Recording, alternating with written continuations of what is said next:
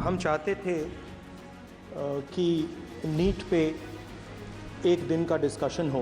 पूरा सदन इस बात से अवगत है कि संसद की कार्रवाई कुछ रूल्स और प्रोसीजर्स के आधार पर चलती है। 70 बार पिछले 7 साल में पेपर लीक हुए हैं। मैं अपने सभी सम्मानित विपक्ष के सदस्यों से भी आग्रह करना चाहता हूं, आप जिस विषय पर चर्चा करना चाहते हैं आप चर्चा करें, लेकिन एक बार राष्ट्रपति से संबंधित जो धन्यवाद प्रस्ताव है उसको संसद में पारित करने के बाद ही करें।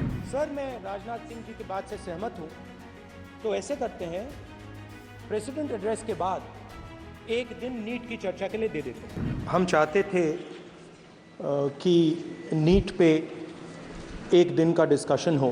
काफ़ी ज़रूरी मामला है, 2 करोड़ युवाओं को नुकसान हुआ है। 70 बार पिछले 7 साल में पेपर लीक हुए हैं, तो हम चाहते थे कि एक दिन चर्चा इस पे हो। तो अगर आप मौका दे सकें। ठीक है, राष्ट्रपति अभिभाषण पर आप विषय रखें, क्योंकि हमने व्यवस्था दे चुके हैं पहले ही कि राष्ट्रपति भाषण के मध्य में न शून्यकाल होगा न कोई स्थगन प्रस्ताव को लिया जाएगा। सर, प्रेसिडेंट सर, तो जो पार्लियामेंट अध्यक्ष से बनाता है वही प्रेसिडेंट होते हैं वेणुगोपाल जी। सर, पार्लियामेंट से माननीय फिर सभापति बता देंगे ये प्रेसिडेंट होते हैं ना साहब।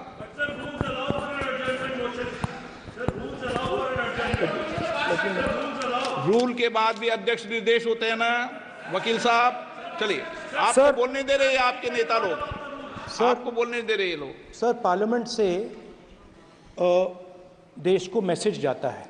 ठीक है, और हम स्टूडेंट्स को मैसेज देना चाहते हैं कि जो नीट का इशू है वो पार्लियामेंट के लिए जरूरी है। ठीक है, इसलिए मैसेज देने के लिए हम चाहते थे कि एक दिन पार्लियामेंट चर्चा करे। मैं देखता हूँ।